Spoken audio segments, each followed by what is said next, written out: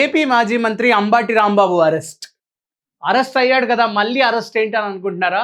So first of all welcome to #you, this is Karthik. So ఈరోజు మనకి తెలిసిన విషయం ఏంటంటే, ఆల్రెడీ ఇప్పటి వరకు పడిన ఒక పెద్ద భారీ కేసు మీద అంబాటి రాంబాబు గారికి బెయిల్ దొరికింది అండ్ ఆయన బయటకు వచ్చారు. నిన్న బెయిల్ వచ్చింది 11th ఫిబ్రవరి రోజు. అండ్ ఏదైతే జగన్ గారు అసెంబ్లీకి వెళ్ళారో అదే రోజు బెయిల్ రావడంతో కొంచెం వైసీపీ ఫ్యాన్స్ కూడా చాలా మంది హ్యాపీ ఫీల్ అయ్యారు. హ్యాపీ ఫీల్ అయినంత సేపు పట్టలేదు, మళ్ళీ రెండో కేసు అయితే నమోదు చేయడం జరిగింది. ఈ రోజు మళ్ళీ పీటీ వారెంట్ అనేది ఇష్యూ చేశారు అంబాటి రాంబాబు గారి మీద.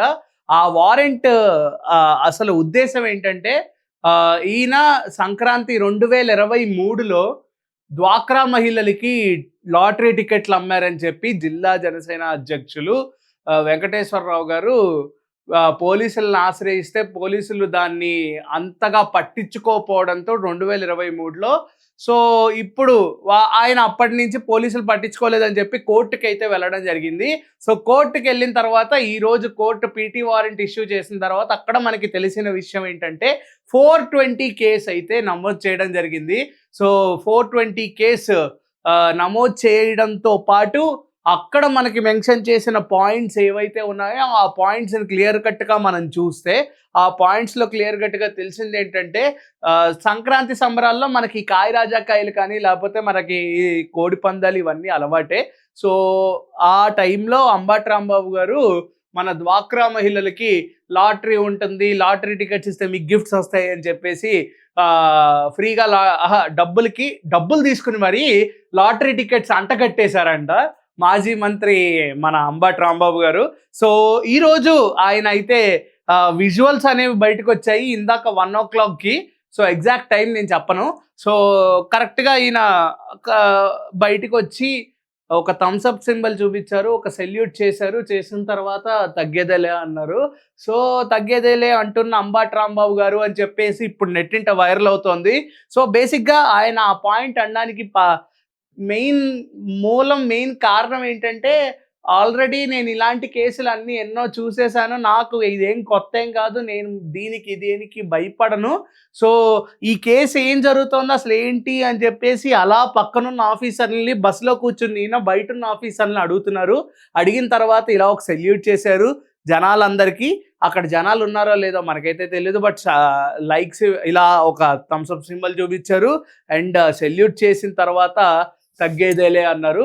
సో ఇవన్నీ చూసిన తర్వాత నాకు అనిపిస్తుంది ఏంటంటే, గంగమ్మ తల్లి జాతరలో ఏట తలలు నరికినట్టు రప్ప నరుకుతున్నాం అనే అన్న డైలాగ్ ఏదైతే ఉందో అది అంబాటి రాంబాబు గారు ఈరోజు అది మళ్ళీ రీక్రియేట్ చేశారు అనుకోవచ్చు. అండ్ అదే ఇప్పుడు ఇవన్నీ జరిగిన తర్వాత ఆల్రెడీ ఆయన పేరు మీద 42 కేసులు అయితే ఉన్నాయి కాబట్టి ఇది ఎంత దూరం వెళ్తుందో ఏంటో అనేది ఇప్పటి వరకు ఒక పెద్ద క్వశ్చన్ మార్క్గానే ఉంది. అండ్ ఎక్కడైనా ఆయన కాన్ఫిడెన్స్ తగ్గిందా, ఆయన ఏమైనా తగ్గారా అని చూస్తేనేమో ఆయన కాన్ఫిడెన్స్ కూడా తగ్గట్లేదు. ఎలా ఉన్నారో అలాగే ఉన్నారు, క్యూట్గా స్వీట్గా అలాగే ఉన్నారు, అలాగే ముందుకెళ్తున్నారు. అండ్ ఏదైతే కేసు పడిందో అది కూడా 420 కేసు పడడం వల్ల అది కొంచెం ఇప్పుడు ఒక సీరియస్ ఇష్యూ జరుగుతుంది. బట్ మన అందరికీ తెలిసిన అంబాటి రాంబాబు గారు ఒక పెద్ద లాయర్ అని చెప్పి, సో ఈయన తన లా పాయింట్స్తో ఎట్లా డీల్ చేసుకుంటారు ఈ కేసుని అనేది ఇప్పుడు ఒక పెద్ద క్వశ్చన్ మార్క్ అనమాట. సో ఇప్పటికి ప్రస్తుతానికైతే ఈయన తగ్గేదేలే అని అంటున్నారు. రప్ప టైప్ ఆఫ్ కాన్ఫిడెన్స్ అయితే కనిపిస్తుంది. ఇప్పుడు ఈ కాన్ఫిడెన్స్ ఎంత దూరం ముందుకెళ్తుంది, ఎంత స్పీడ్గా ఈయన సైడ్ నుంచి ఎటువంటి టైప్ ఆఫ్ ఆలోచనలు ఇంకెంత బలంగా ఉంటాయో మనం చూడాలి. అండ్ అలాగే వైసీపీ ఫ్యాన్స్ కూడా ఈయనకి ఎలివేషన్ వీడియోస్ అనేవి ఓజీ పాట పెట్టి కూడా పెడుతున్నారు కాబట్టి సో ఇలా ముందుకెళ్తోంది ఈ ఇష్యూ అనేది. అండ్ అలా డ్వాక్రా మహిళలకి టికెట్లు అమ్మడం అనేది ఎంతవరకు కరెక్ట్, ఎంత అంటే ఇప్పుడుది కాదు, వాళ్ళ గవర్నమెంట్ ఏదైతే వైసీపీ గవర్నమెంట్ ఏదైతే ఉందో ఆ గవర్నమెంట్ ఉన్నప్పుడే సంక్రాంతి సంబరాల్లో డబ్బులకి డ్వాక్రా మహిళల దగ్గర లాటరీ టికెట్స్ అనే పేరు చెప్పి టికెట్లు అమ్మడం జరిగిందంటే దీన్ని మనం ఎలా చూడాలి?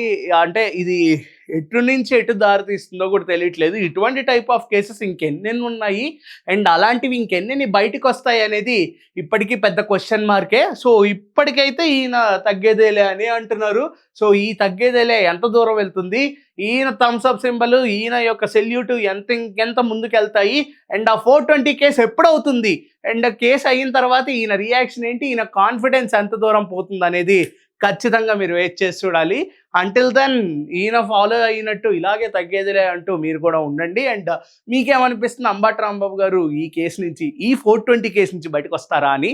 సో ఖచ్చితంగా కింద అయితే కామెంట్ చేయండి. Until then keep watching #. This is Karthik signing of.